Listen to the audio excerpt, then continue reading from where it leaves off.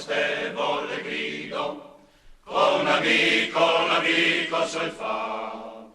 Guai smeraldi che bimbi olivetti, sono i figli a lontano stranier, sono sempre più dolci vignetti, nuova fonte di vita e piacer.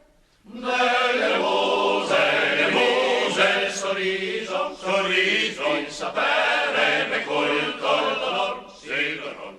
Ai tuoi figli che brilla sul viso, l'amistade che viene dal cor. L'amistade che viene dal cor. Delle muse, il sorriso, il sapere, il culto, il dolor, sì, dolor. Ai tuoi figli che brilla sul viso, l'amistade che viene dal cor.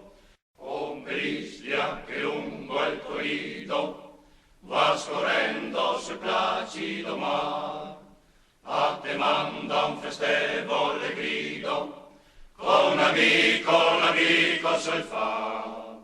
Guai smeraldi che bimbi olivetti, sono i figli a lontano stranier, sono sempre più dolci vignetti, nuova fonte di vita e piacer. Delle muse, il sorriso, il sapere, il culto, il dolor, sì, dolor. Ai tuoi figli che brilla sul viso, l'amistade che viene dal cor. L'amistade che viene dal cor. Delle muse, il sorriso, il sapere, il culto, il dolor, sì, dolor. Ai tuoi figli che brilla sul viso, l'amistade che viene dal cor.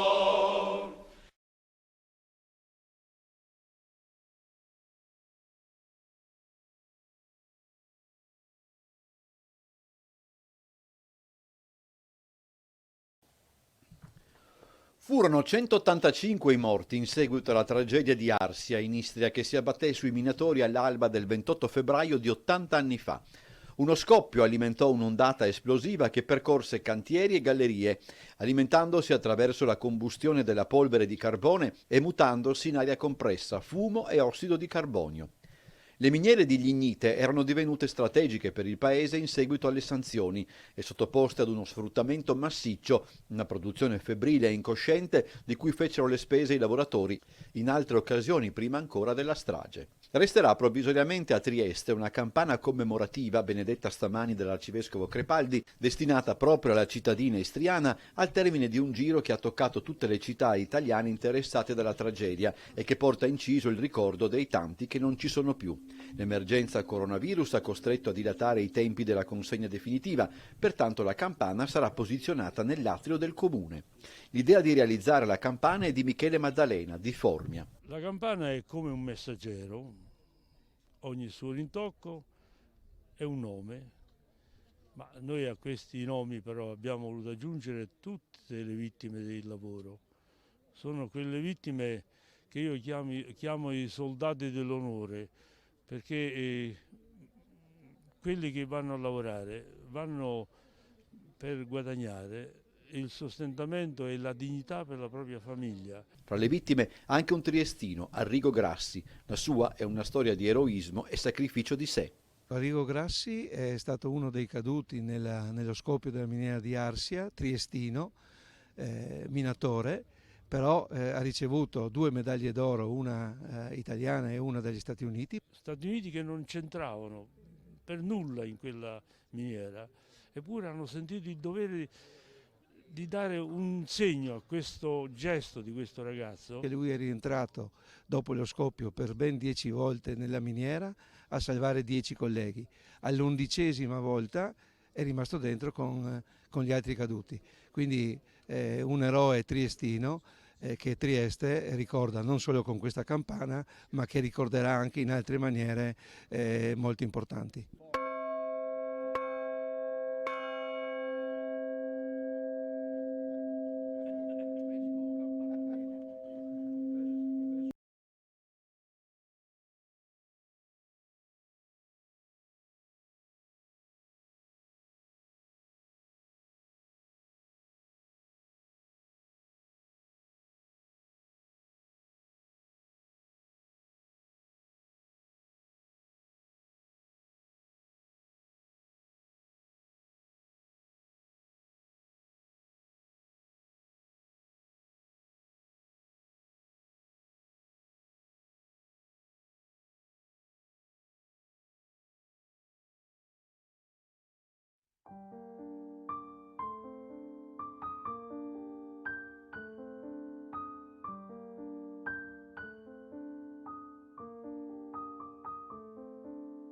Zolfo e Carbone, storie di vita, pubblicato nel novembre 2020 dalla Società di Studi Storici per il Montefeltro, è dedicato ai minatori periti nelle miniere istriane e dimenticati.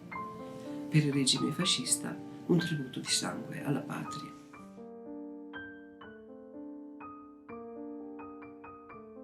Alla fine della Prima Guerra Mondiale, dopo un secolo di dominazione austriaca, la penisola istriana passò al Regno d'Italia, che la tenne fino al termine della Seconda Guerra Mondiale. Successivamente venne assegnata alla Jugoslavia e oggi è annoverata tra le regioni della Repubblica di Croazia. Negli anni del governo italiano, che coincisero con il ventennio fascista, si verifica un consistente movimento di popolazione, di famiglie di minatori che dalla penisola italiana si mossero verso la regione istriana per colonizzarla e sfruttarne le risorse minerarie.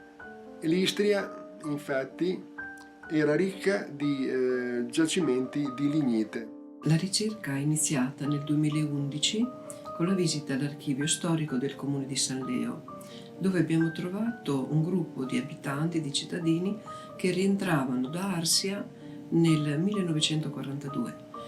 Dovevamo poi scoprire che lo stesso sindaco aveva i nonni che erano vissuti a lungo per circa 13 anni in Istria e avevano lavorato, erano vissuti là. Abbiamo pensato quindi di recarci direttamente sul posto in Istria e lì abbiamo incontrato degli studiosi che già si erano occupati della storia delle miniere locali e ci hanno dato l'indicazione dell'archivio di Stato di Pasi. Abbiamo trovato un carteggio in lingua italiana con la storia delle sciagure minerarie accadute nel territorio e i nomi delle stesse vittime, di tutte le vittime, fra cui anche quelle originarie della nostra area, diciamo emiliano-romagnola marchigiana. Erano anche indicate precise responsabilità per le sciagure che non ebbero di fatto alcuna conseguenza sul piano giudiziario. Poi la ricerca è proseguita nel nostro territorio con le visite agli archivi comunali, alle associazioni, a privati, anche ai cimiteri, gli stessi cimiteri dove abbiamo ritrovato volti di alcune vittime. E poi siamo entrati in contatto con discendenti e quindi anche abbiamo acquisito preziose testimonianze. C'è stato chi ha inviato anche una sola cartolina postale, come Marco Storri, alla moglie, e questa è stata conservata per 80 anni. Un altro minatore, Emilio Mosconi, essendo rimasto più a lungo ad Arsia, ha potuto inviare molte lettere che ora sono in possesso della nipote. Quindi questo carteggio davvero commovente di una persona pressoché analfabeta che scriveva alla moglie analfabeta. E un omonimo di un defunto, di un minatore defunto, Turchi Domenico, il nipote, che porta lo stesso nome del nonno, che ancora conserva appeso sulla parete della sala da pranzo il ritratto del nonno. Ecco, abbiamo voluto ricostruire questa storia, diciamo, uscendo dalla statistica, per restituire alle vittime un volto e un retroterra, un ambiente familiare. Quindi abbiamo raccontato piccole storie, 16 storie, relative appunto all'incidente del 1937 in cui perirono 2 minatori della Valmarecchia e a quello del febbraio 1940, ben più devastante perché vide la morte di 185 persone, 185 uomini.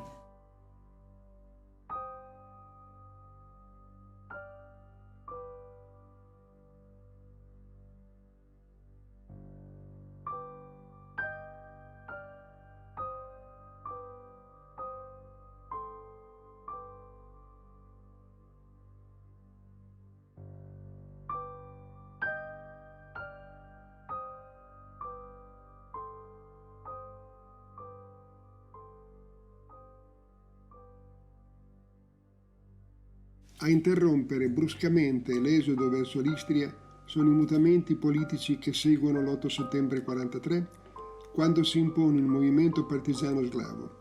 Allora i nostri conterranei, ritenuti indiscriminatamente collusi con il fascismo, vengono fatti oggetto di pesanti atti di ostilità da parte delle locali popolazioni croate e sono costretti a tornare ai paesi di origine, talora dopo fughe precipitose. Negli ultimi anni molti sono tornati a rivedere i luoghi dove erano vissuti. Un nuovo capitolo si è aperto nel rapporto tra i due territori.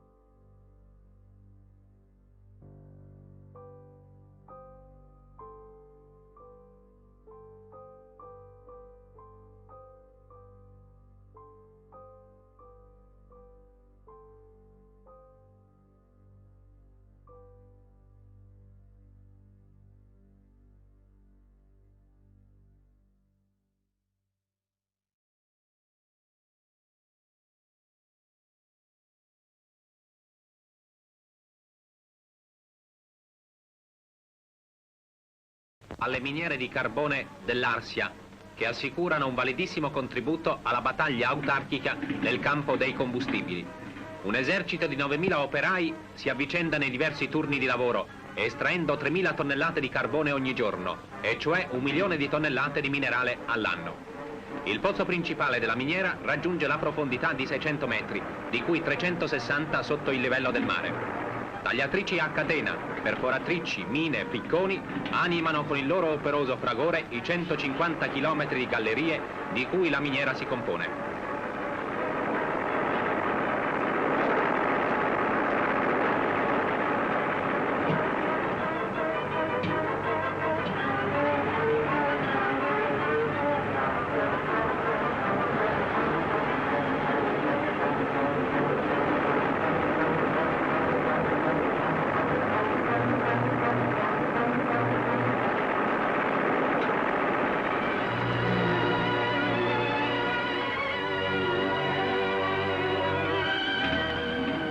Centinaia di vagoncini trasportano il carbone durante tutte le fasi della lavorazione e in ultimo al vicino porto, dove viene eseguito con i più moderni sistemi il carico sulle navi.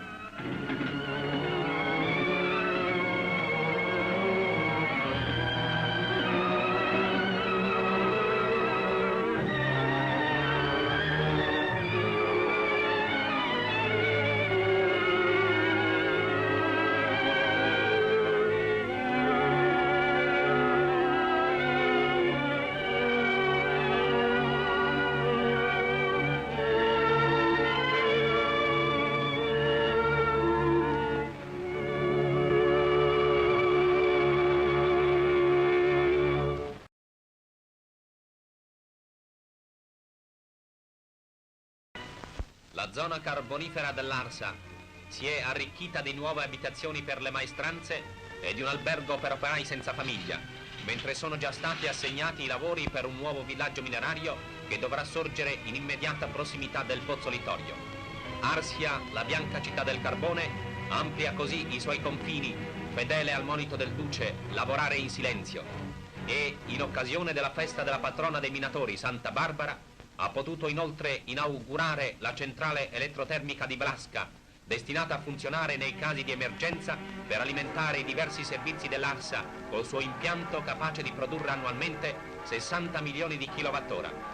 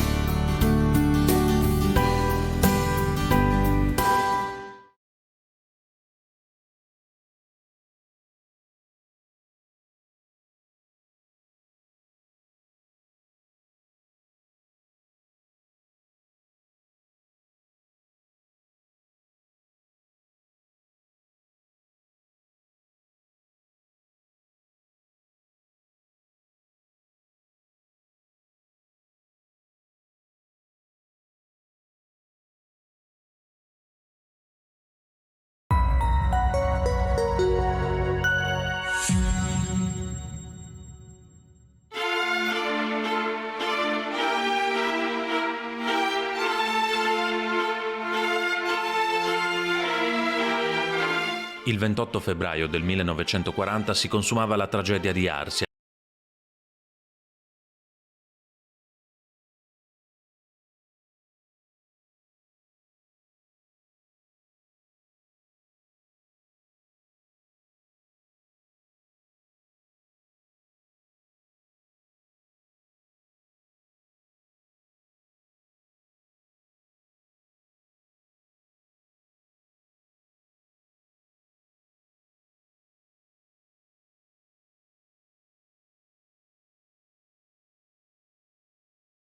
Il più grave incidente minerario d'Italia e uno dei più gravi in Europa, per lunghi anni dimenticato. Morirono 185 minatori. Nel giorno dell'81esimo anniversario della sciagura, una cerimonia davanti al monumento ai caduti sul lavoro in Largo Irneri a Trieste è stata organizzata dal Circolo di Cultura Istroveneta Istria in collaborazione con gli esponenti del mondo sindacale e dei maestri del lavoro.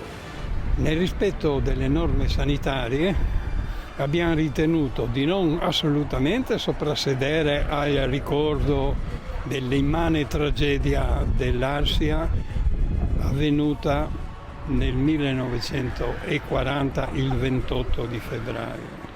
Lo ricordiamo però in modo molto sobrio, con i rappresentanti delle associazioni che hanno contribuito a far uscire dall'oblio della memoria questo tragico avvenimento in cui sono morti 185 lavoratori minatori dell'Arsia e assieme a loro è morto in modo eroico Arrigo Grassi, caposquadra di un gruppo di minatori che è sceso 7 volte nella voragine per riportare i suoi compagni di lavoro in superficie e alla 7ª volta è morto. Ecco, noi vogliamo ricordare assieme ai martiri dell'Arsia, ad Arrigo Grassi, tutti i martiri del lavoro, compresi Marcinelle, che in Arsia ci ha accompagnato nel ricordare questa grande tragedia.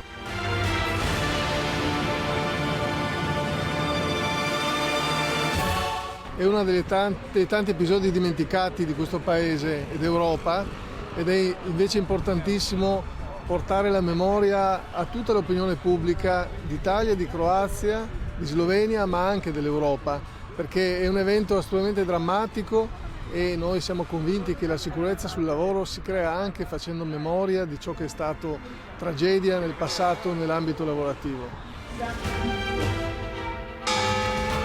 I maestri del lavoro di Trieste e della regione partecipano a questa commemorazione dei caduti della miniera di Arsia e desiderano sostenere la richiesta che attualmente è presso il Ministero del Lavoro a Roma di riconoscimento alla memoria dell'onorificenza di maestri del lavoro a queste persone che sono cadute sul lavoro in un momento difficile per l'Italia, in un momento complicato che hanno partecipato involontariamente a questa che è stata la più grande tragedia mineraria italiana. Quindi onore ai caduti di Arsia e noi sosteniamo anche la richiesta di intitolare una via a Trieste ad Arrigo Grassi per l'atto eroico che ha fatto durante questa tragedia.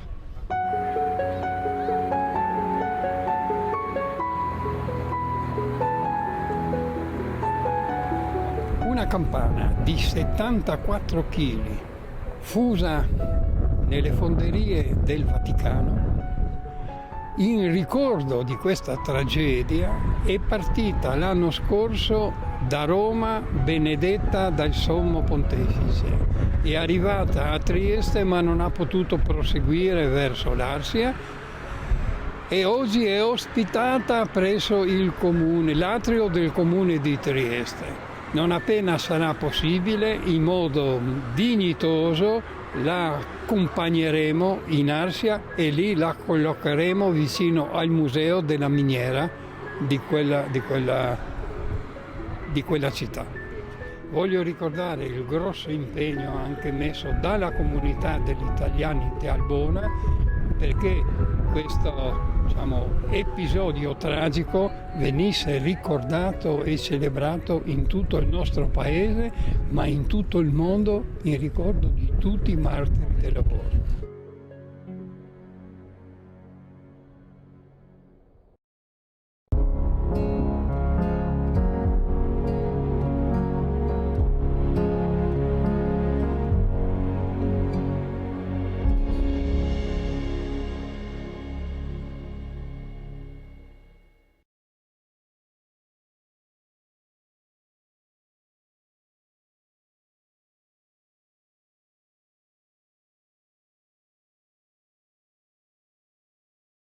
La vita e la morte. La vita lase come un lampo e della morte non avemo scampo. Troppo presto passa sto tempo come una nuvola sburtata dal vento, a volte bianca, a volte nera per far bagnare sta nostra terra, per far nascere una vita nuova sperando in una bella piova. Ma de colpo un gran otono che fa tremar sto nostro domo, che fa cascar tempesta d'esta vita, cosa resta? Fortuna se che con l'aiuto della bora, dopo la piova, il sol vien fora, coi suoi rai e il suo calor, e ne fa avanti battere il cor, e ne fa avanti alzar la testa, dopo anche sta brutta tempesta. La vita e la morte, allora questa è la nostra sorte, e se una prova de coraio, e come parduti, la sede passaio. Tutto va e vien, così è il mal e anche il ben. Tutto vien e passa, bisogna vedere cos che ne lascia e cos che ne resta sul nostro viso, una lagrima o un sorriso. A chi più, a chi meno, e allora preghiamo de non perdere la speranza, perché in cavo va tutto sulla balanza davanti il nostro Cristo, che de noi è gaduto visto e de gaver anche la forza e con gran pentità de domandarghe pietà, buttandosi in genocion davanti il suo trono, pregando perdono. Sì, perché il nostro corpo resta intera, ma le nostre anime le spera d'arrivare in ciel davanti a quel cancel fatto de rose bianche rampiganti, con de drioduti quei santi, fatto de fiori e no de ferro, con davanti San Piero, che ne spetta con le chiavi in man, perché lui del paradiso è il guardian. Ma prima di tutto quanto ne spetterà il sacrosanto giudizio universale, che per ogni anima è il uguale. Allora in un piatto vignerà messo tutto il ben che avevamo fatto e in quell'altro i nostri peccati, che in te la vita sì che li avevamo fatti. Penso che ogni piatto il sarà ben carico, pien come de olive un baligo, tutti e due sarà pieni, un de bontà e l'altro de veleni. Savè, fora niente non vignerà lassà, tutto quanto vignerà a pesare, è così che la balanza la sarà piena come de sangue una vena. Sia che a manca che a destra, e se la squadra dritta alla resta, cosa che capiterà in cavo le anime nostre?